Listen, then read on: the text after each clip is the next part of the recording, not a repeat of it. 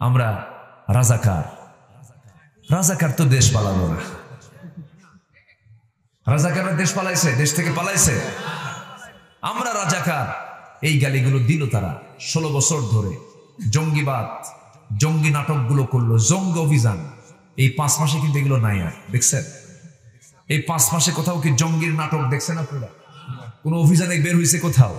RAB চলে গেছে অমুক জায়গায়, আস্তানায় গিয়ে এত সংখ্যক জঙ্গি বই, এরকম অস্ত্র সহ উদ্ধার, যেটা আমরা 16 বছর শুনছি, এটিকে আমরা পাইছি 5 মাসে। 5 মাসে পাবো কেমনে? কারণ এই সমস্ত নাটকের যিনি নাট্যকার, তিনি এখন দিল্লি বসে আছে। আসতে কোন কেন? নাট্যকার কোথায় বসে আছে? দিল্লি গিয়ে বসে আছে। সম্মানিত ভাইরা, সম্মানিত বন্ধুগণ, আমরা একটি সুন্দর পরিবেশ পেয়েছি বাংলাদেশে। আমরা সুন্দর একটি বাংলাদেশ আমরা গড়তে চাই। যুবকদের প্রতি আমরা একটু হতাশ ছিলাম, কিন্তু যুবকরা ভাবছিলাম যে হাতে মনে হয় ওরা নেশা টেশা পাইছে, ইয়াবা টিয়াবা খায়, ডিভাইস পেয়েছে, মনে হয় শেষ হয়ে গেছে, যুবকরা ধ্বংস হয়ে গেছে। না, জাতে মাতাল তালে ঠিক। কি করলো দেখছেন? কি ম্যাজিকটা দেখালো ওরা। বুকের তাজা প্রাণ ঢেলে দেওয়া কিন্তু সহজ না, এত সস্তা না। রাজপথে লড়াই করে জুলুমতন্ত্রকে কবর রচনা করার জন্য সর্বশেষ 5 অগস্ট টাইম দিয়েছিল মাত্র 45 মিনিট। এটা আমার সন্তানদের বিশাল বড় অর্জন। এটাকে ভুলে গেলে চলবে না। কিন্তু এই জাতির একটা দোষ আছে, জানেন কি? খুব তাড়াতাড়ি ভুলে যায় ইতিহাস, খুব তাড়াতাড়ি ভুলে। এটা কিন্তু একটা এই জাতির একটা বদভ্যাস, ভোলা যাবে না। সম্মানিত বন্ধুগণ, সব দেখা শেষ করেছি আমরা। কেউ 25 বছর দেশ চালিয়েছে স্বাধীনতার পরে, কেউ 16 বছর, কেউ 9 বছর। মঈনুদ্দিন ফখরুদ্দিন কেয়ারটেকার গভর্নমেন্টটা কয়েক বছর। সব তো দেখলাম, সব দেখা শেষ। আগামীর দেশ আমরা দেখতে চাই ইসলামের দেশ। সবাইকে দেখতে চান? কারা কারা দেখতে চান? একটু হাত উঁচু করে দেখান তো দেখি।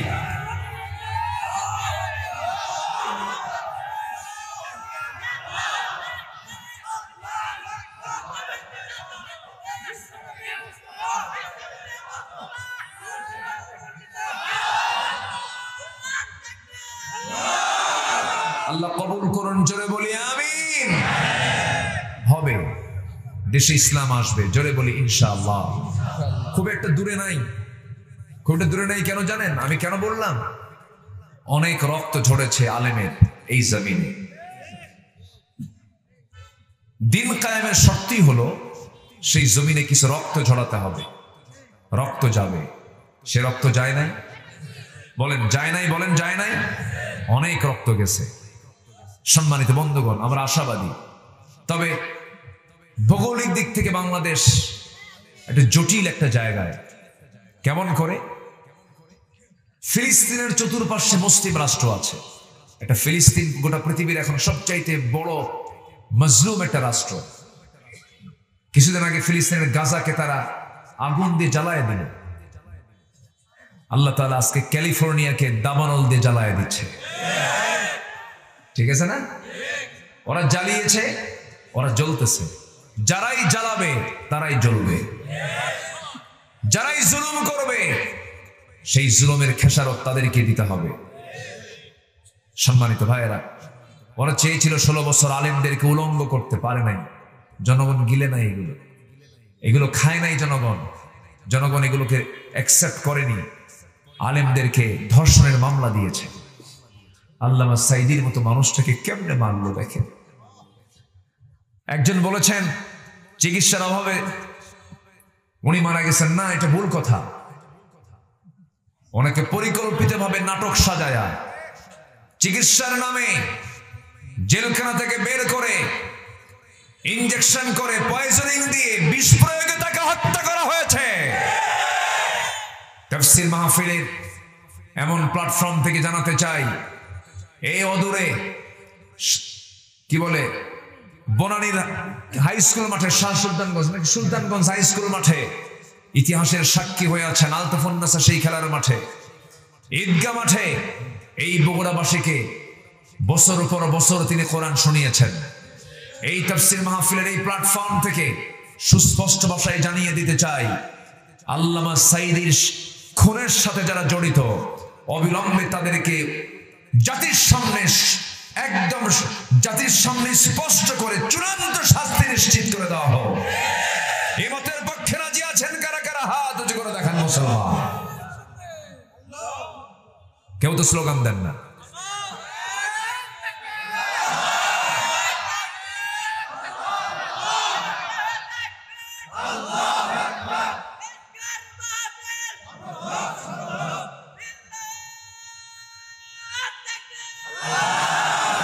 আল্লাহ কবুল করুন, জোরে বলে আমিন, আরো জোরে আমিন।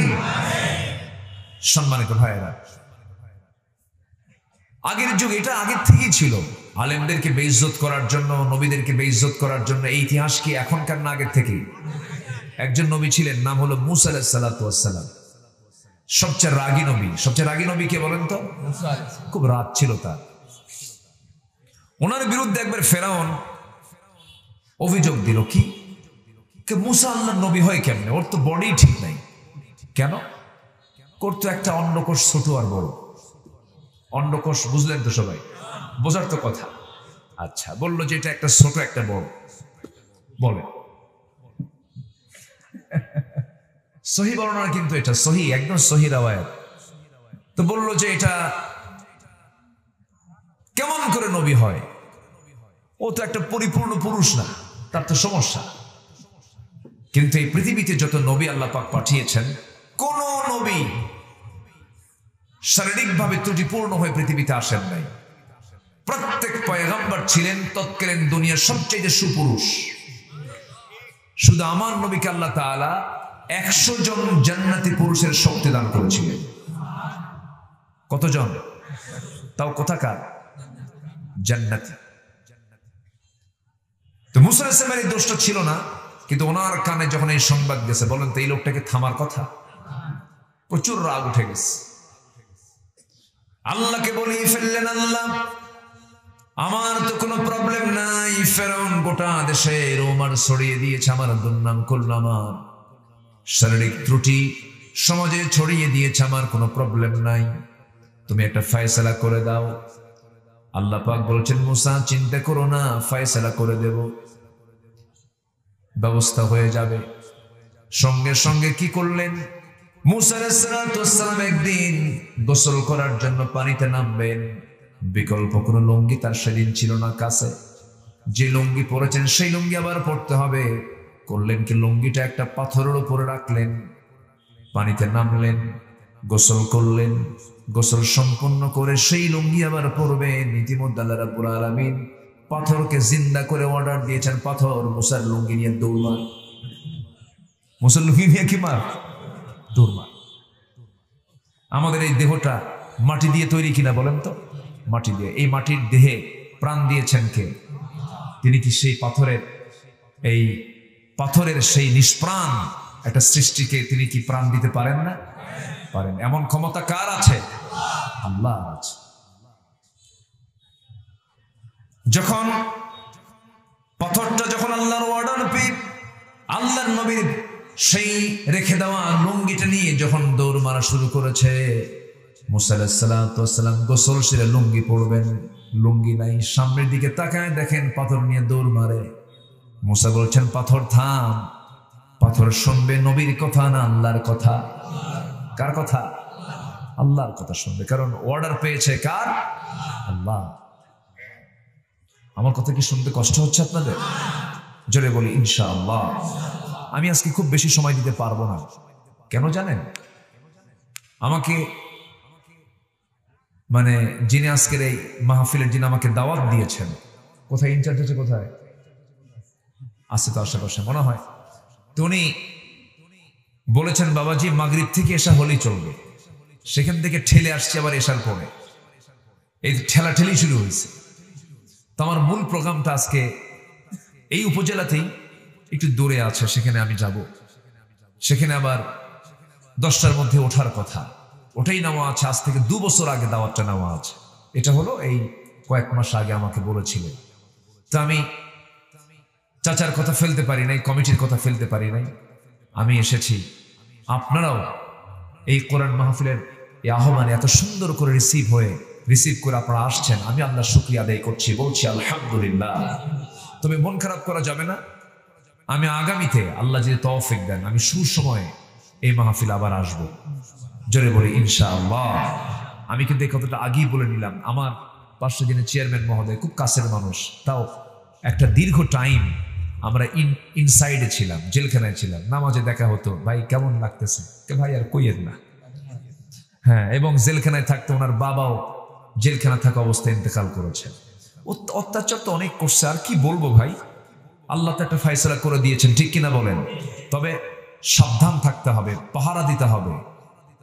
কোন স্বৈরাচার, কোন আধিপত্যবাদ যেন বাংলার জমিনে তারা কোন আধিপত্য সৃষ্টি না করতে পারে।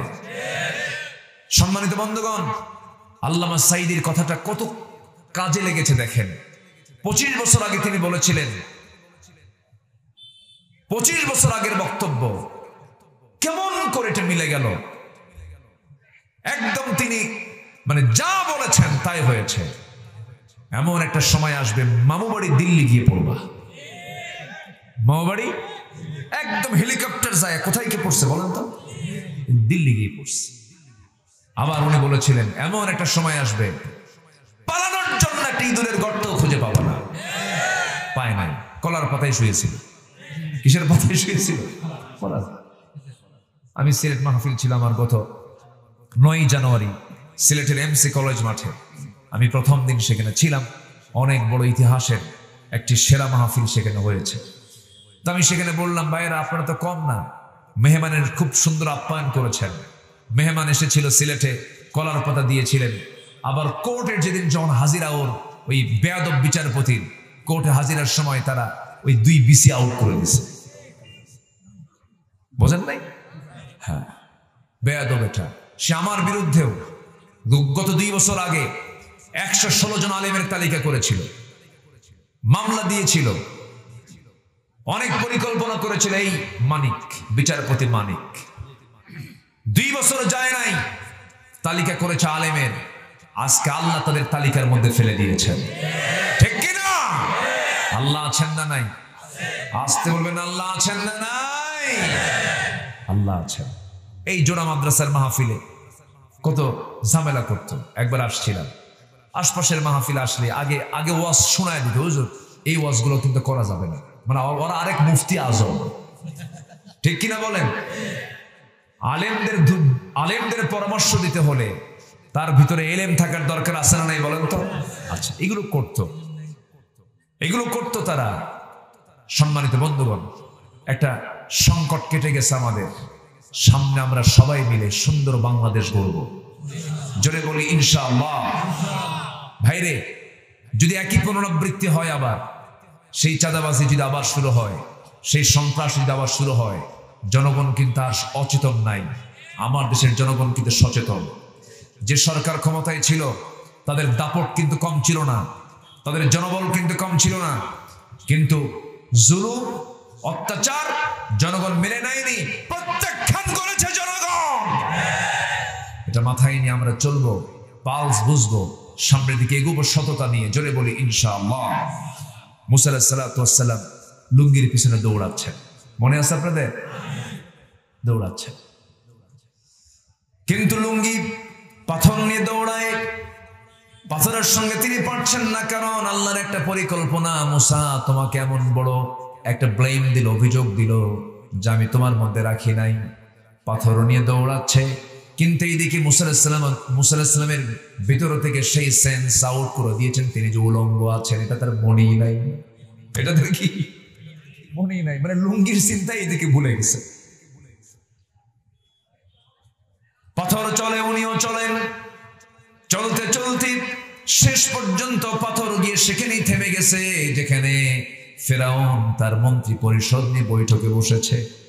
শুধু ফেরাউন একা নয়, ফেরাউনের পরিষদ বর্গ সবাই নিয়ে যখন বসে সেখানে মিটিং চলতেছে, সেই জায়গায় গিয়ে পাথর লুঙ্গি নিয়ে যখন দাঁড়ায় গেছে, মুসা আলাইহিস সালাম সেই পাথর পর্যন্ত চলে গেলেন। ফেরাউন নিচের দিকে তাকায়, দেখে না, সব ঠিক আছে। আল্লাহু আকবার বলবেন।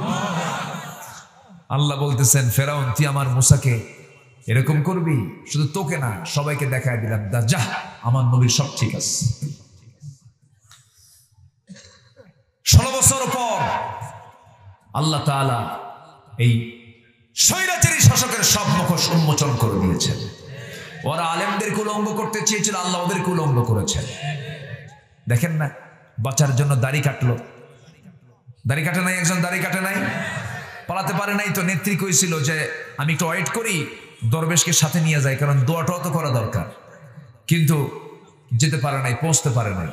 এদিকে কোথায় যাবে, বের হতে পারতেছে না। দেখেন, চিন্তা করুন, দেশের টপ লিস্টেড একজন ধনী বের হতে পারতেছে না, শেষ পর্যন্ত দাড়িটা কাটলো, মাথার চুল কালো বানালো, তারপরে নৌকায় চড়লো। সেই নৌকায় চড়ে পালায় যাবে, নৌকার ফেরে না। কোস্টগার্ড ধরে আইনমন্ত্রীকে বলে, স্যার চিনছি, থানায় চলেন। আইনমন্ত্রীকে, আমি কি একা আসছি? আমি তো জামাতের সাথে আসছি। আমি কি আসছি? জামাতের সাথে আসছে, আমি তো একা আসি নাই।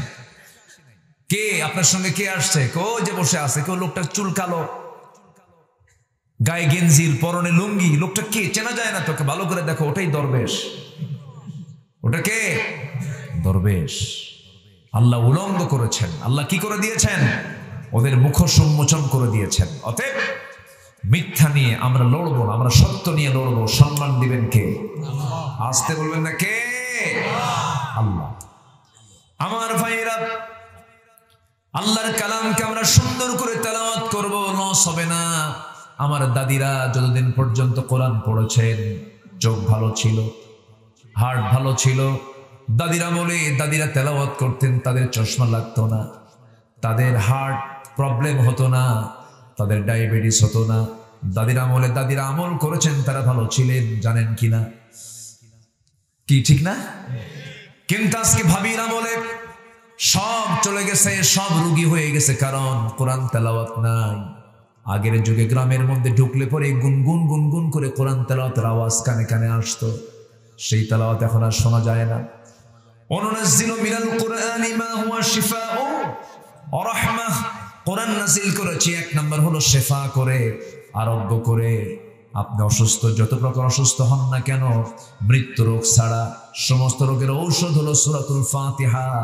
সূরাতুল ফাতিহা করে আপনি যদি ভালো করে পানিতে দম করে যদি ইখলাসের সাথে যদি পান করতে পারেন, মৃত্যুর রোগ ছাড়া সমস্ত অসুখ আল্লাহ পাক এই সূরার মধ্য দিয়ে আরোগ্য দিতে পারেন।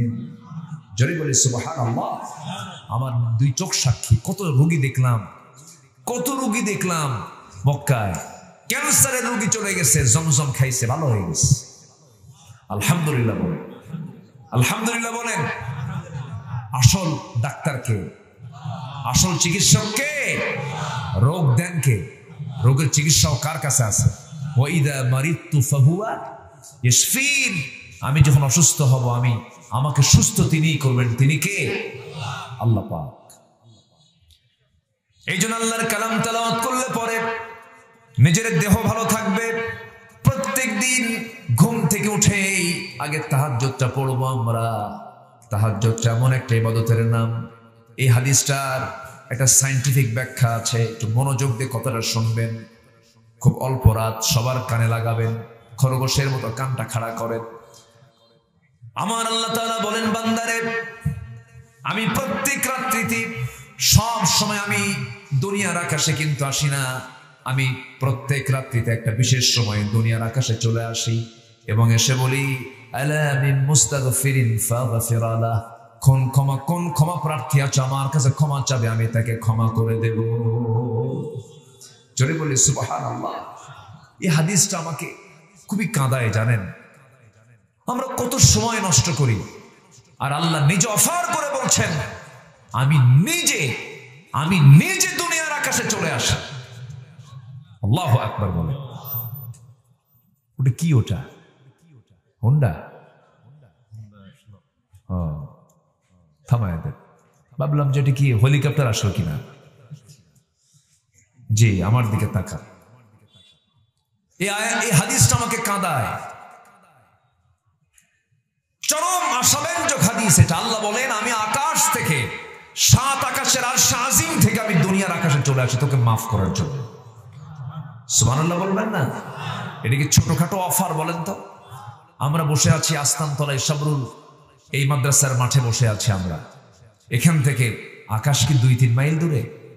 হ্যাঁ, আমরা যে মাস্তানি করি, আমরা যে অহংকারটা দেখাই, আমরা কি? আমরা কিছুই না তো, আমরা তো উল্লেখযোগ্য কিছুই না। আমরা সবেগে নির্গত 1 ফোঁটা পানি থেকে আমরা আমাদের জন্ম, 1 ফোঁটা পানি। কিসের অহংকার আমাদের? এখানে বসে আছি, ঠিক আমার মাথার উপরে দিনের বেলা সূর্য, রাতের বেলা চাঁদ। চাঁদের দেশে মানুষ গেছে, সূর্যের দেশে মানুষ যায় নাই, যেতে পারে নাই, যেতে পারবেও না, কারণ ওটার প্রচন্ড তাপ আছে, মানুষের পক্ষে সম্ভব না। তো এই সূর্যটা পৃথিবী থেকে 13 লক্ষ গুণ বড়। কত লক্ষ গুণ বলেন তো? 13 লক্ষ গুণ বড়। সেই সূর্য থেকে আবার কিছু তারকা আছে আকাশে, মিটি মিটি মিটি মিটি করে জ্বলে। এই তারকাগুলো সূর্যের চাইতে আবার কিছু তারকা আছে বেটেল জুইস, 33 কোটি গুণ বড় এক তারকা। কত কোটি বলেন তো? একটা তারকা সূর্যের চাইতে 33 কোটি গুণ বড়। এবং কোটি কোটি গ্যালাক্সি আছে মহাশূন্যে, কোটি কোটি গ্যালাক্সি। এক একটা গ্যালাক্সিতে 500 বিলিয়ন করে তারকা আছে, 500 বিলিয়ন তারকা আছে প্রত্যেকটা গ্যালাক্সিতে। এরকম করে এই মহাশূন্যের মাঝে এই তারকাগুলো নিজ নিজ কক্ষপথে পরিভ্রমণ করছে। ওকুল্লুন ফি ফালাকি ইয়াসবাহুন। এই কোটি কোটি গুণ বড় সূর্যের চাইতে তারকাগুলো। মানুষ চাঁদের দেশে গেছে। যদি আপনি এরকম নিয়ত করেন, চাঁদ তো দেখলাম, তারকার দেশে যাব, এই পৃথিবীর সবচেয়ে নিকটবর্তী তারকার দেশ হলো, সবচেয়ে নিকটবর্তী তারকার নাম হলো প্রক্সিমা সেন্ট্রাই। প্রক্সিমা সেন্ট্রাই যদি কেউ যেতে চায়, দুনিয়ার কোনো যানবাহন চলবে না, দুনিয়ার কোনো বিমান চলবে না, দুনিয়ার কোনো কপ্টার চলবে না। যদি সে চেষ্টা করতেই নেয়, নভোযান দিয়ে চেষ্টা করতে পারে। একটা নভোযান পৃথিবীতে লেটেস্ট এসেছে, আবিষ্কার করেছে মানুষ। সেই লেটেস্ট নভোযানের নাম হলো অ্যাপোলো 11। অ্যাপোলো 11-এর ঘন্টার গতি হলো 39,000 কিলোমিটার প্রতি ঘন্টায়। ওই নভোযান 39,000 কিলোমিটার গতিবেগে চলে। ওই গতিবেগে যদি কোনো বান্দা ওই চাঁদের, ওই তারকার দেশে যদি যেতে চায়, চাঁদের দেশের মতো করে রওনা দিয়ে দেয়। ওই 39,000 কিলোমিটার বেগে ঘন্টায় রওনা দিয়ে ওই তারকার দেশে যেতে তার সময় লেগে যাবে 1,15,000 বছর মাত্র। যাবেন কারা কারা? হাত তোলেন। সম্ভব? বলেন সম্ভব? আমি কি আকাশে গেছি এ পর্যন্ত? আমি কিন্তু আকাশেও যাই নাই, নিকটবর্তী তারকায় গেছি। আরো মহাশূন্য আছে। আকাশ দেখতে নীল মনে হয়, কিন্তু আকাশ কিন্তু নীল নয়। আকাশ নীল নয়, আমাদের দেখতে নীল মনে হয়। আকাশের প্রকৃত কালার কে জানেন? আসতে বলবেন না, কে জানেন? আমরা নীল আকাশ আমরা বলি। সম্মানিত ভাইয়েরা, সে আল্লাহ তাআলা আরশে আজিমে আছেন। এই আকাশ 1, এরপর আরেক আকাশ 2, এরপর আরেক আকাশ 3, 4, 5, 6, 7, সিদরাতুল মুনতাহা, এরপর হচ্ছে আরশে আজিম। তাহলে চিন্তা করে দেখুন, সে আরশে আজিম থেকে ফিস সামাঈদ দুনিয়া, দুনিয়ার আকাশে এসে তিনি বলেন, বান্দা কে আছো? আমার কাছে মাফ চাইবা, আমি তাকে মাফ করে দেব। বলেন তো, ভালো আছেন? না, ঠিক আছে, আলহামদুলিল্লাহ। আব্দুর রহমান ভাই না? হ্যাঁ, আলহামদুলিল্লাহ। এক্সিডেন্ট করছিলেন মনে হয়, হোন্ডা না? জি, ঠিক আছে। একটু কথা বলি আর একটু।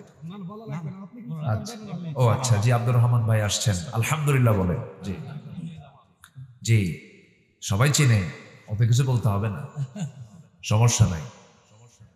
আকাশে চাঁদ উঠলে চাঁদের চেহারা সবাই দেখে, তাই না? এগুলো তো চাঁদ আকাশে, এক একটা আকাশের চাঁদ তারা। আল্লাহ কবুল করুন, জোরে বলি আমিন। জি, সম্মানিত ভাইরা, তাহলে আল্লাহ আমাকে মাফ করার জন্য বেশি রাস্তা আসেন, আমি বেশি যাই? বলেন বলেন, কে আসেন বেশি? কয় আকাশ পেরিয়ে আসলেন? 7 আকাশ, 6 আকাশ পেরিয়ে প্রথম আকাশে আসেন। একটা হাদিসও আসছে, যখন কোনো বান্দা আমার দিকে 1 হাত আগায় আমি তার দিকে 10 হাত আগাই। বান্দা যখন আমার দিকে হেঁটে হেঁটে আসে আমি তার দিকে দৌড়ায় যাই। তাহলে আমাকে মাফ করার জন্য আমার জন্য বেশি অস্থির তিনি কে? অনেক বেশি অস্থির তিনি কে? কিন্তু বান্দা অস্থির না, বান্দা খালি বিড়ি খায়। বান্দা খালি কি খায়? বিড়ি খায়। আইরে বিড়ি পাইলে শেষ। এত বিড়ি জাতি খায়। রংপুরের হারাগাছ একটা এলাকা আছে, ওখানে বিড়ির ফ্যাক্টরি। আমাকে একদিন এক ফ্যাক্টরির মালিক ফোন দিয়ে বলেন, হুজুর মাহফিল করব কোথায়? হারাগাছ। আমি দাওয়াত নিচ্ছি, আমি জানি না যে উনি কি করেন। মাহফিলে গেছি, দেখি যে লেখা আছে বিড়ি কোম্পানির উদ্যোগে তাফসীর মাহফিল।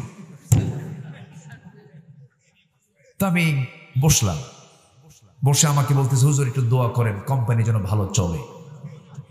বলেন তো কি মুসিবত না? শুধু বিপদ না মহা বিপদ? বলেন আমি কি ওই দিন কি নিরাপদে না বিপদে? আমার কি ক্ষমতা আছে বিড়ির ফ্যাক্টরির জন্য দোয়া করা? করতে কেমন আমি দোয়াটা করবো? বলেন মহা মুশকিল। তা আমি সেই মাহফিলেও বললাম, ভাই পৃথিবীর সব ডাক্তার কেউ বলবে না যে বিড়ি খেলে স্বাস্থ্য ভালো হয়, বিড়ি খেলে ক্যান্সার হয়, হার্টের প্রবলেম হয়, হৃদরোগ বাড়ায়, সবকিছু বাড়ায়। আল্লাহ কি এটা জায়েজ বলবেন? বলেন তো, আস্তে কয় আল্লাহ কি জায়েজ বলবেন? যেটা পৃথিবীর ডাক্তাররা বলতেছে এটা খেলে পরে এই প্রবলেম এই প্রবলেম, তোমার জীবন শেষ হয়ে যাবে।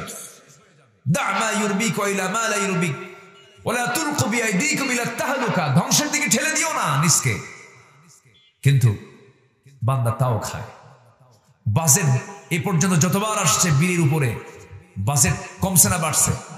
বাড়ছে। জনগণ যেটা খায় তার বলে আরো বাড়াও, সমস্যা নেই, প্রয়োজনে বাড়ি বেঁচে হলেও খাও, খাবে। আল্লাহ তুমি সকল নেশা থেকে জাতিকে হেফাজত করো, জোরে বলি আমিন, আরো জোরে আমিন। তাহলে আল্লাহ পাক আমাকে মাফ করার জন্য কোন সময় আসেন? বলেন কোন সময় আসেন? যে সময় চোররা চুরি করে, জেনাকার জেনা করে, মদখোর মদ খায়। এই আকাম কুকাম গুলো কখন হয়? বলেন বলেন বলেন কখন হয়? আল্লাহ ওই সময় আসেন, গভীর রাতে আসেন। আল্লাহ ওই সময় আসেন যে সময় বান্দা বেশি মারাত্মক অপকর্মে যখন জড়িত হয়, সেই সময় আল্লাহ আসেন। আল্লাহ বলছেন, বান্দারে দুনিয়ার সমস্ত অফিসগুলো বন্ধ হয়ে যায়, আমার অফিসগুলো খোলা শুরু হয়ে যায়। বান্দা ওযু বানায় যদি তুই তাহাজ্জুদে 4 রাকাত 2 রাকাত নামাজ পড়তে পারিস, তোর সেজদা দিতে দেরি হবে, আমার গুনাহ মাফ করতে দেরি হবে না। সেই নামাজের তেলাওয়াত করতে হবে। কিসের তেলাওয়াত বলেন? লস আছে না লাভ আছে? ইন্নাল্লাযীনা ইয়াতলুনা কিতাবাল্লাহ, আল্লাহর কালাম যারা তেলাওয়াত করবে তাদের কোনো লস নাই। 3টা কাজে কোনো লস নাই। এই 3টা কথা বলি আমি আলোচনা শেষ করে দেব। সূরা ফাতিরের 29 নম্বর আয়াত, সবাই কান লাগাবেন। তাহলে আমরা আমাদের বাড়িতে সবার আগে খাওয়ার আগে পড়ার আগে সবকিছুর আগে বাড়িতে যখন ঘুম থেকে উঠবো আমরা সবার আগে আমরা কি তেলাওয়াত করব? বলেন বলেন বলেন বলেন। বাড়িতে বউকে বলবো, বউ আমার রান্না বান্না পড়ে, সমস্ত কাজকর্ম পড়ে, ঘুম থেকে উঠি আগে রোগগুলো দূর করার জন্য, অসুস্থতা দূর করার জন্য, বাড়ির সমস্ত শয়তানের আসর থেকে বাঁচার জন্য, জিনের আসর থেকে বাঁচার জন্য, বাড়িকে শান্তি করার জন্য সবার হাতে হাতে তুলে দিতে হবে কি? বলেন কোরআন। ছেলে কোরআন পড়ো, মেয়ে কোরআন পড়ো, বউ কোরআন পড়ো। সুন্দর করে কোরআন শুরু হয়ে গেল তেলাওয়াত। সারাদিন আপনি যা করবেন, যা কিছু আপনি চালাবেন, সমস্ত কাজের মধ্যে বরকত দিবেন তিনি আমার কে? আল্লাহর কালামকে সুন্দর করে আমরা লালন করব, তেলাওয়াত করব। এই কোরআন তেলাওয়াত করলে পরে জিরো হিরো হয়ে যায়, জিরো হিরো হয়ে যায়। ওমরে ফারুক লোকটা ছিলেন জিরো, কিন্তু কোরআন তেলাওয়াত করে হয়ে গেছেন কি বলেন? হিরো। রাসূলকে মারতে গিয়ে পারলেন না, তিনি কি শুনেছেন বলেন? কোরআন শুনেছেন। কোরআন শোনার সঙ্গে সঙ্গে তিনি আর নিজেকে কন্ট্রোল করতে পারলেন না। শেষ পর্যন্ত রাসূলকে মারতে যাওয়ার সিদ্ধান্ত নেওয়া লোকটা কোরআনের তেলাওয়াতের কাছে পরাজিত হয়ে বোনকে বলছে, বোন রে কি জানো শুনলাম আমি, আমার কাছে আশ্চর্য মনে হচ্ছে, আয়াতগুলো দাও তো। সূরা তাহা যখন তার সামনে দেওয়া হলো, জ্ঞানী মানুষ তো খিয়ারুকুম ফিল জাহিলিয়া খিয়ারুকুম ফিল ইসলাম, জ্ঞানী মানুষ ছিলেন ওমর ফারুক রাদিয়াল্লাহু তাআলা আনহু। এই লোকগুলো কিন্তু জাহেলি যুগেও কখনো মদ পান করেন নাই, জেনার কাছে যান নাই, সাইয়েদনা আবু বকর কখনো যান নাই। দেখবেন আজকের সমাজেও কিছু হিন্দু লোক আছে মিথ্যা কথা কয় না, জেনার কাছে যায় না, আমানতের খেয়ানত করে না, শুধু ঈমান নাই, শুধু কি নাই, ঈমান নাই। আবার কিছু মুসলমান আছে হজও করে আকাম কুকামও করে বেড়ায়, আছে না নাই? আচ্ছা আমার বন্ধুগণ, ওমর ফারুক রাদিয়াল্লাহু তাআলা আনহু খুব হিংস্র মানুষ ছিলেন। রাসূলকে মারার জন্য সিদ্ধান্ত নিয়ে বের হলেন, কিন্তু পারলেন না। যখন তিনি পড়লেন তাহা মা আনজালনা আলাইকাল কুরআনা লিতাশকা, এই আয়াতগুলো পড়তেছেন আর চোখের পানিগুলো টপ টপ করে পড়তেছে, আর নিজেকে নিয়ন্ত্রণ করতে না পেরে সোজা চলে গেছেন নবীর দরবারে। নবীর দরবারে গিয়ে বলছেন, এই যে তরবারি আপনাকে মারার জন্য আসছিল কিন্তু পারলো না, আমি হেরে গেলাম। শুধুমাত্র একটা জায়গায় হেরে গেছি, কি তেলাওয়াত করে? বলেন কি তেলাওয়াত করে? কোরআনটা পড়ে আমি হেরে গেছি, আপনি আমাকে পড়ায় দেন। আশহাদু আল্লা ইলাহা ইল্লাল্লাহু ওয়াহদাহু লা শারীকা লাহু ওয়া আশহাদু আন্না মুহাম্মাদান আবদুহু ওয়া রাসূলুহু। হিদায়াতের মালিক কে বলেন? আসতে বলবেন, হিদায়াতের মালিক কে? আমার নবীজি দোয়া করেছিলেন আমর ইবনে হিশাম অথবা ওমর ইবনে খাত্তাব, এই দুইজনের যে কোনো একজনকে তুমি আল্লাহর দ্বীনের জন্য কবুল করে নাও। আল্লাহর দরবারে খাত্তাবের ছেলে ওমরটা কবুল হয়ে গেলেন, কালিমা পড়লেন। এমন মানুষ হলেন আমার নবীজি এক পর্যায়ে বলেই ফেললেন, আমার পর যদি কেউ নবী হতো লাকানা ওমর, আমার ওমর নবী হয়ে যেত, আমার ওমর নবী হয়ে যেত। কি যোগ্যতা আল্লাহ রাব্বুল আলামিন তাকে দিয়েছেন? সব যোগ্যতা অর্জন করেছেন কি দিয়া? আসতে বলবেন না কি দিয়া? সেই কোরআনকে আজকে বিকৃত হয়েছে, চেঞ্জ হয়েছে, ওই কোরআনই কিন্তু আছে, ওই কোরআনই। আচ্ছা আমরাও হতে পারবো ওমরের মতো, জোরে বলি ইনশাআল্লাহ, জোরে বলি ইনশাআল্লাহ। আমরা ওমরের মতো হতে পারবো না, কারণ অবশ্যই পারবো আমরা, কিন্তু কোরআনকে মানতে হবে। আমার বন্ধুগণ একটু কান লাগান, মনোযোগ দিয়ে কথাগুলো শুনুন। কোরআন তাকে কেমন করে জিরো থেকে হিরো বানায় দিল, কি মানুষ তিনি হয়ে গেলেন। তিনি এত দামি মানুষ হলেন, কি রাষ্ট্র তিনি পরিচালনা করলেন। আবু বকর খাঁটি মানুষ হয়ে গেলেন, রাষ্ট্রপ্রধান। রাতের বেলা জনগণকে দেখতে বের হন খালি পায়ে, কি পায়ে? খালি পায়ে বের হন। সাইয়েদনা আবু বকর সিদ্দিক রাদিয়াল্লাহু তাআলা খালি পায়ে জনগণকে দেখার জন্য মদিনার অলিগলি হাঁটতেছেন। ওমর ফারুক সামনে দেখে বলছেন, ভাই আবু বকর খালি পায়ে হাঁটতেছেন, এই যে পাথরগুলো চামড়ার সঙ্গে আঘাত লেগে চামড়া ফেটে রক্ত বের হয়ে যাবে, আপনি তো অসুস্থ হয়ে পড়বেন। আবু বকর বলছেন, ভাই ওমর খালি পায়ে এমনি এমনি হাঁটি না, খালি পায়ে হাঁটার কারণ হলো জুতা পায়ে, খরম জুতা নিয়ে যখন আমি হাঁটতে যাব সেই সময় পাথরের সঙ্গে জুতার একটা আওয়াজ সৃষ্টি হবে, বেশি একটা আওয়াজ হবে।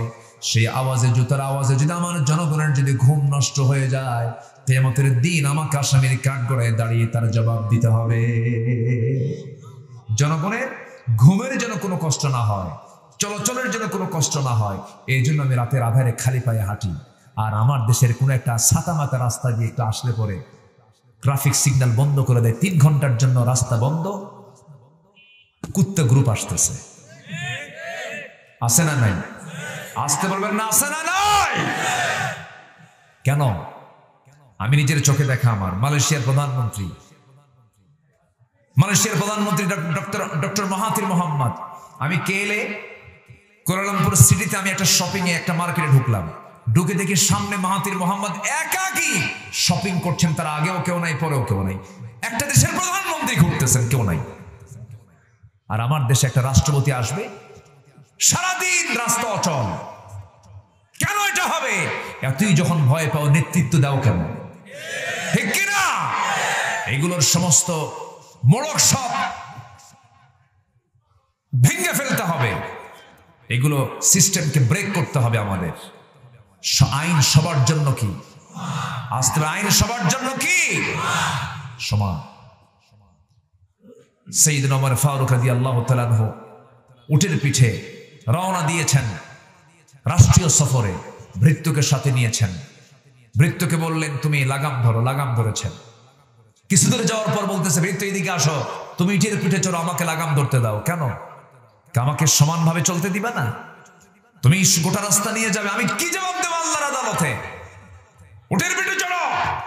লাগাম ধরে তিনি আবার কিছু দূরে চললেন। গন্তব্যে যাওয়ার সময়, গন্তব্যে যেখানে পৌঁছলেন, যেখানে ওয়েলকাম জানানো হবে, সেই জায়গায় উটের লাগাম ধরে আছে ওমর, আর উটের পিঠে চড়ে আছে তার চাকর। সবাই গিয়ে চাকরকে ওয়েলকাম জানাচ্ছে। উনি বলতেছে আমি তো না, ওমর ওই যে লাগাম ধরে আছে। সুবহানাল্লাহ বলবেন না? এগুলো থেকে, ইতিহাস থেকে শিক্ষা নিতে হবে। সাইয়েদনা আবু বকর রাদিয়াল্লাহু তাআলা আনহু রাতের বেলা সারাদিন রাষ্ট্রের কাজ করে রাতের বেলা বাড়িতে ঢুকবেন। প্রত্যেকদিন তার রুটিন ছিল। তার ঘরের সঙ্গে একটা প্রতিবেশীর ঘর ছিল। স্বামী নাই, ছেলে নাই, মেয়ে নাই, বুড়ি এক মহিলা থাকে বাড়ির মধ্যে, তাকে দেখার কেউ নাই। 2টা বছর খেলাফতের দায়িত্ব পালন করে প্রত্যেকটা রাত ওই মহিলার বাড়ি থেকে তিনি সেবা করে আসতেন। সাইয়েদনা ওমর ফারুক রাদিয়াল্লাহু তাআলা একদিন সেবা করার জন্য গেলেন। ওমর ফারুক গিয়ে দেখেন কে যেন ভিতরে ঢুকছে। বললেন বুড়িমা খেদমত লাগবে? কেন? একজন খেদমত করে চলে গেছে। উনি ভাবলেন কে, মদিনার কোন যুবকটা এখানে খেদমত করতে আসে?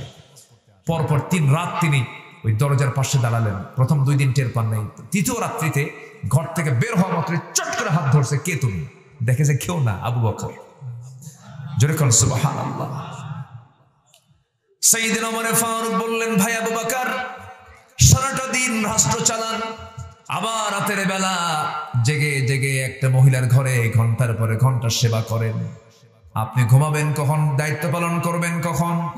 এতটুকু কাজ আমাদেরকে বললেও হয়ে যায়। সাইয়েদনা আবু বকর বলছেন ওমর, আমার আমল নিয়ে আমাকে যেতে হবে, আমার জবাব আমাকে দিতে হবে। 2টা বছর তিনি খেদমত করেছেন। ইন্তেকাল হলো তার। প্রথম খলিফার ইন্তেকালের পরে সাইয়েদনা ওমর ফারুক রাদিয়াল্লাহু আনহু খেলাফতের দায়িত্ব পালন করলেন। বুড়ির কাছে খবর যায় নাই যে সাইয়েদনা আবু বকর ইন্তেকাল করেছেন। পরের দিন ঠিক ওই বুড়ির ঘরে চলে গেছেন সেবা করার জন্য। ওমর ফারুক রাদিয়াল্লাহু তাআলা আনহু সেবা করলেন।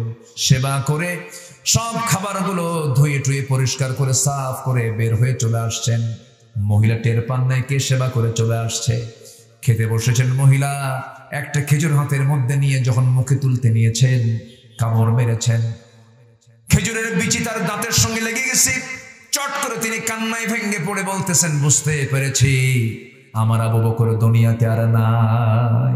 কারণ আমার আবু বকর যখন আমার খেদমত করতে আসতো, খেজুরটা আমাকে যখন ধুয়ে দিত, বিচিটা খুলে বিচিটা খেজুর থেকে বের করে আমাকে সামনে দিত, আমার খেতে যেন কষ্ট না হয়।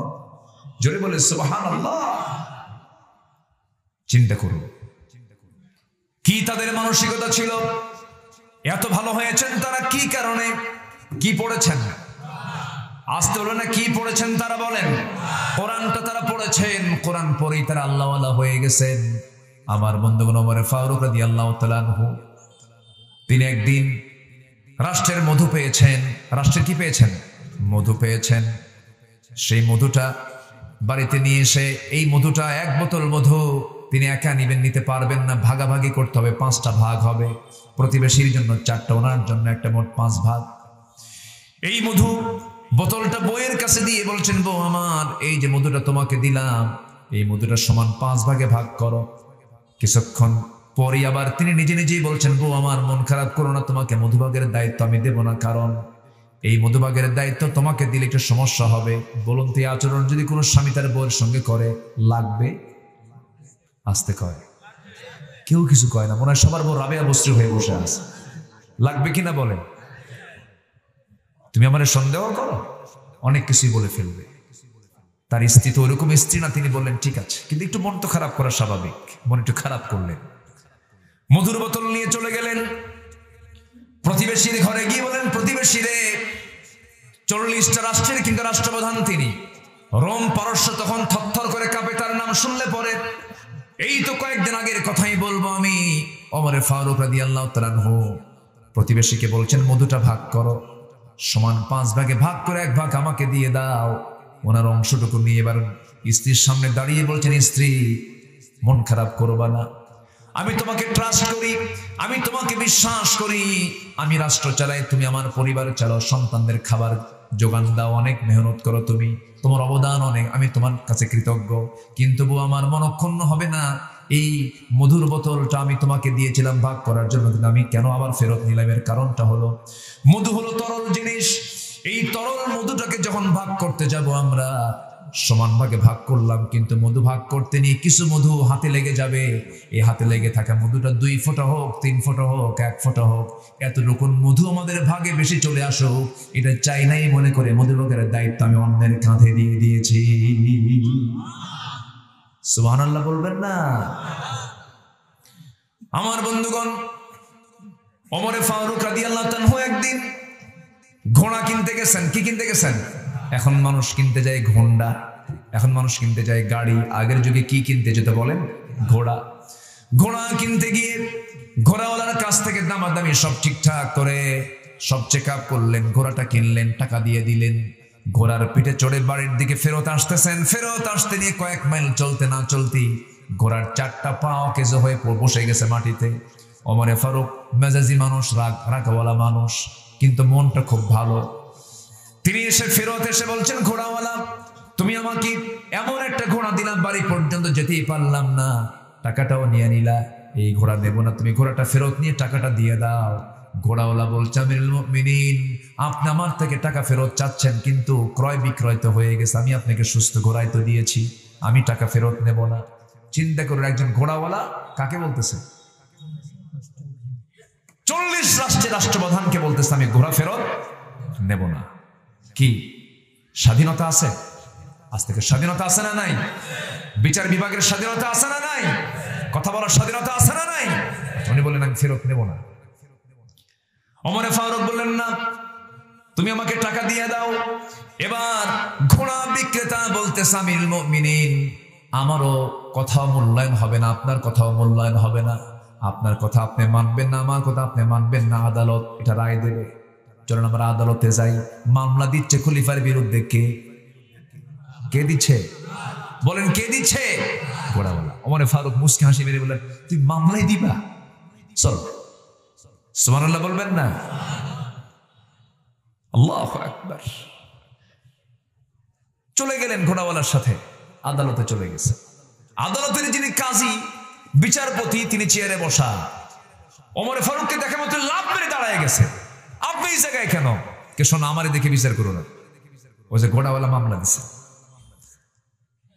শোনানি, চলো রায় দিয়ে দাও, যেটা সুষ্ঠু রায় হবে সে রায় আমি ওমর মাথা পেতে নেব। আল্লাহু আকবার বলবেন না? বিচারপতি সাইয়েদনা ওমর ফারুকের কথাও শুনলেন, ঘোড়াওয়ালার কথাও শুনে এবার বিচারপতি বলছেন, আমিরুল মুমিনিন, আপনি মনক্ষুণ্ণ হবেন না, আজকের রায় সম্পূর্ণ ঘোড়াওয়ালার পক্ষে যাবে, কারণ আপনি আমার সামনে এখন আছেন, আমি আপনার সামনে আছি, বলুন তো আপনি নিরাপদে বাড়ি পর্যন্ত ফিরবেন তার কোনো গ্যারান্টি আছে নাকি? না। সুস্থ অসুস্থ এটা আল্লাহর পক্ষ থেকে হয়। ঘোড়াটা আপনি সুস্থ কিনেছিলেন, ঘোড়া আপনার মালিকানায় আসার পরে অসুস্থ হয়ে গেছে, এটার দায় আপনাকে নিতে হবে, অসুস্থ ঘোড়া আপনাকে বহন করতে হবে, আপনি চলে যান। ওমরে ফারুক কিচ্ছু বললেন না, মুস্কি একখানা হাসি মেরে চলে গেছেন বাড়িতে। পরের দিন আদালতের সামনে, পরের দিন সমস্ত মন্ত্রী পরিষদদের সামনে মজলিসে শুরার বৈঠকে, সেই বৈঠকে তিনি বললেন, শোনো, কালকে একজন বিচারপতিকে পাইছি আমি, সে আমার বিরুদ্ধে রায় দিয়েছে। সবাই বলল, মানে? হ্যাঁ, খুব সাহস, আমার বিরুদ্ধে রায় দিয়েছে। কত বড় সাহস! এই জন্য সাহস থাকার কারণে ওকে নর্মাল জাস্টিস না বানায় চিফ জাস্টিস বানায় দিলাম। যা, জোরে কর সুবহানাল্লাহ, আরো জোরে কর সুবহানাল্লাহ। তাহলে খলিফার বিরুদ্ধে রায় দিলে পরে তাদের পদোন্নতি হয়, রাষ্ট্রপতির বিরুদ্ধে বিচারপতি রায় দিলে তাদের পদোন্নতি হয়। আর আমার দেশের রাষ্ট্রপতি, আমাদের দেশের বিচারপতিরা পাগলা বানায় বাইরে হিজরত করায়। কি জানেন না আপনারা? জানেন না? জানেন না এসকে সিনহাকে কি করেছিল? একজন অন্য ধর্মের মানুষ, অন্য ধর্মাবলম্বী একজন মানুষ, বেচারাটা শেষের দিকে এসে বুঝতে পেরেছিল যে আমি সম্পূর্ণ প্রতারিত হচ্ছি, আমাকে প্রতারণার ফাঁদে ফেলতেছে। শেষ পর্যন্ত শেষ শক্ত অবস্থানে, ন্যায়ের অবস্থানে গিয়েছিল, শেষ পর্যন্ত তাকে পাগলা বানায়া এসকে সিনহাকে দেশ থেকে বিতাড়িত করেছিল। এরা কি করে না? এরা সবই করেছে। এরা যাকে পেয়েছে তাকেই ধরেছে। মামলা, থানার মামলার আসামির কোটা পূরণ করার জন্য ফকির শুদ্ধ ধরে নিয়ে মামলার কোটা পূরণ করছে। কি ভাই, হ্যাঁ, এগুলো করেছে ওরা। সাইয়েদনা ওমর কি ছিলেন, আল্লাহু আকবার বলেন, আল্লাহু আকবার। তার ছেলে ওমর ফারুকের ছেলে, তিনি একটা ঘোড়া কিনে আনছেন ছোট বাড়ি থেকে, বাজার থেকে। বড় করবেন, মোটা তাজা করে বিক্রি করবেন, লাভবান হবেন। ছোট্ট ঘোড়া কিনে এনে বাড়িতে এনে ধীরে ধীরে পুষতে পুষতে বড় করেছে। কিন্তু যে ঘাসটা ঘোড়া খায় সেই ঘাসটা হলো রাষ্ট্রের জায়গার ঘাস। কিসের জায়গা? রাষ্ট্রের জায়গার ঘাস। কোনোদিন ওমর ফারুক কিচ্ছু বললেন না, উনি অপেক্ষায় থাকলেন দেখি ঘোড়াটা বড় হয়ে যাক। ঘোড়া বড় হয়ে গেছে, বিক্রির দিন যেদিন চলে আসছে, ওমর ফারুক রাদিয়াল্লাহু তাআলা আনহু সঙ্গে সঙ্গে করলেন কি, বিক্রি যেদিন করতে গেছে ছেলে, সেদিন তিনি বাড়ি থেকে বের হন নাই। ছেলে যখন ঘোড়া বিক্রি করে যখন বাড়িতে চলে আসছে, ছেলেকে ডাক দিয়ে বলছে, বাবা এইদিকে আসো। ঘোড়া কি করছো? বিক্রি করছি। কত দিয়ে কিনছিল? এত দিয়া। বিক্রি করছো কত দিয়ে? এত দিয়া। লাভ হয়েছে কত? এত টাকা। দয়া করে লাভের টাকাটা নিজের পকেটে না দিয়ে রাষ্ট্রের কোষাগারে জমা দাও, কারণ ঘোড়া তোমার কিন্তু ঘাস খেয়েছে রাষ্ট্রের জায়গা। যেরকম সুবহানাল্লাহ। কিসের তেলাওয়াত করেছেন তারা? কিসের তেলাওয়াত? এটাকে তেলাওয়াত করে তারা ভালো হয়ে গেছেন। আমরা এটাকে তেলাওয়াত করবো, জোরে বলি ইনশাআল্লাহ। অনিয়মিত না নিয়মিত? অনিয়মিত না নিয়মিত? নিয়মিত পড়বো, জোরে বলি ইনশাআল্লাহ। কোরআনে সব কিছু আছে, কোরআনে নাই কি? সবই আছে। একটা ওয়ার্ডও আল্লাহ পাক অতিরিক্ত দেননি বান্দার জন্য। সব ওয়ার্ডে, সব শব্দে, সব বাক্যে বান্দার জন্য উপকার আছে না নাই? আচ্ছা, আল্লাহ পাক একটা আয়াতে মশার কথা বলেছেন। কিসের কথা বলেন তো? মশা। মশা কি করে? কামড়ায় না? কামড়ায় না। কামড়ালে মশার বংশ বিস্তারও হয় না। দেখেন আল্লাহর কি লীলা খেলা। মশা যদি না কামড়ায় মানুষকে, ওর বংশ হয় না। মানুষের রক্তে আছে প্রোটিন, ওই প্রোটিন থেকেই মশার উৎপন্ন হয়, মশার মানে জন্মহার বাড়ে, ওর প্রজনন হয়। সম্মানিত ভাইয়েরা, তো এই মশার ব্যাপারে আল্লাহ পাক কোরআন শরীফে কথা বলেছেন। তো কাফেররা বলল, মাযা আরাদাল্লাহু বিহাদা মাসালা ইউদিল্লু বিহি কাসীরা ওয়া ইয়াহদি বিহি কাসীরা। তো বলা হলো, তোমার আল্লাহ কেমন আল্লাহ যে কোরআনের মতো কিতাবে আবার মশার উদাহরণ দেওয়ার কি দরকার? আচ্ছা বলেন তো, আমরা মশাকে ভয় পাই না মশা আমাকে ভয় পায়? হ্যাঁ, মশারি টাঙ্গায় কে? মশা টাঙ্গায় মশারি? মশারি টাঙ্গায় কে বলেন? মানুষ। তার কে ভয় পাইল? তাহলে মশা কি ছোট কিছু? মানুষের মতো একটা মখলুক, শ্রেষ্ঠ জীব মানুষ, মশাকে ভয় পায় আর জেলখানায় ঢোকে রাত্রেবেলা। মশারি একটা জেলখানার মতো। সেই জেলখানার চতুর্দিকে যেরকম পাহারা থাকে, একদম চতুর্দিকে ঢাকানো থাকে যেন আসামি যেন না বের হতে পারে, ঠিক তেমনি বান্দা যখন ঘুমায় মশা থেকে বাঁচার জন্য চতুর্দিকে মশারি দিয়া, আবার তলে গুজায় গুজা দিয়ে, আবার ব্যাট একখান হাতে নিয়ে দেখে আছে কিনা, কি ঠিক কিনা, যুদ্ধ করে এরপরে শুয়ে পড়ে। মশা ছোটখাটো কিছু না, মশার কামড়ে মানুষ মরে, ডেঙ্গু, অতপঙ্গু, চিকনগুনিয়া, কত কি হয়। দেখেন মশার কথা আল্লাহ পাক কত আগে বলে দিয়েছে। এই মশা থেকে 4টা শিক্ষা আছে। নাম্বার 1, মশা যত বেশি রক্ত খায় ওর হায়াত কমে না বাড়ে? আসতে বলে, হায়াত কমে না বাড়ে? তাহলে বেশি খেলে পরে হায়াত কি হয়? কমে। মানে ওর তাড়াতাড়ি মরণ চলে আসে। এই 16 বছর যারা ছিল তারা কম খাইছে না বেশি খাইছে? আসতে। তাহলে উদাহরণ মিল আছে? তাহলে মেসাল ঠিক আছে কিনা বলেন? তাহলে বেশি খাইলে তাড়াতাড়ি কি হয়? প্রথম বেশি খাবেন, শেষ, মশার মতো শেষ। নাম্বার 2, কম খাওয়া খাইছে, হাই রে হায়। প্রবাসীরা রেমিটেন্স গুলো পাঠায়, আর সেই রেমিটেন্স গুলো আবার বাইরে পাঠায়, ওরা পাচার করে। ওরা যারা দেশ থেকে টাকা পাচার করে তারা স্বাধীনতার শত্রু, এই দেশের শত্রু, জাতির শত্রু তারা, ঠিক কিনা? এই প্রবাসীরা কি কষ্টগুলো করে, আল্লাহু আকবার। কোন এলেম কালাম না, অশিক্ষিত মানুষ প্রবাসীরা, লক্ষ লক্ষ প্রবাসী। উত্তরবঙ্গে প্রবাসী কম, উত্তরবঙ্গের মানুষ একটু কম যায়, এরা বেশি বেশি জমি আছে তো, আর বাবার সম্পত্তি কিছু আছে, বাড়ি থেকে বের হয় না। ঢাকার দিকে যেতে নিলে কামবে, বিদেশে যাবে কখন? কিন্তু ওই যে নোয়াখালী, কুমিল্লা, গ্রেটার যে চট্টগ্রাম বিভাগ, ঢাকা বিভাগের মানুষগুলো, সিলেট তো সেকেন্ড লন্ডন বলা যায়, সব বাইরে থাকে ওরা। ওরা দেশকে কত দূর আগায় দিয়েছে রেমিটেন্স যোদ্ধারা। শেষ পর্যন্ত আমাদের এক মন্ত্রী ছিল পলক মিয়া, কিনা পলক মিয়া, হাত জোর করে কয় দয়া করে রেমিটেন্স পাঠান। বললো না? ওদের অবদানও কিন্তু কম না। ওই প্রবাসীরা কিন্তু অনেক অবদান রেখেছে এই আন্দোলনে, ঠিক কিনা বলেন? জিরো গ্রাউন্ডে চলে এসেছিল। সম্মানিত বন্ধুগণ, তাহলে প্রবাসীরা অশিক্ষিত, শ্রমিক অশিক্ষিত, কৃষক অশিক্ষিত, অশিক্ষিত হওয়ার পর দেশ থেকে তারা আগায় দিয়েছে। কিন্তু কলমের খোঁজা দিয়া শিক্ষিত নামের কলঙ্কগুলো দেশ থেকে টাকা পাচার করেছে। অতএব ওই শিক্ষা নয়। আজকে একটা প্রশ্ন করবো আমি, এখানে চেয়ারম্যান মহোদয় আছে, আপনারা বলুন তো, আজকে তালাকের পরিমাণ বেড়েছে অশিক্ষিত মহলে না শিক্ষিত মহলে? বলেন তাহলে শিক্ষার মধ্যে ভেজাল আছে না নাই?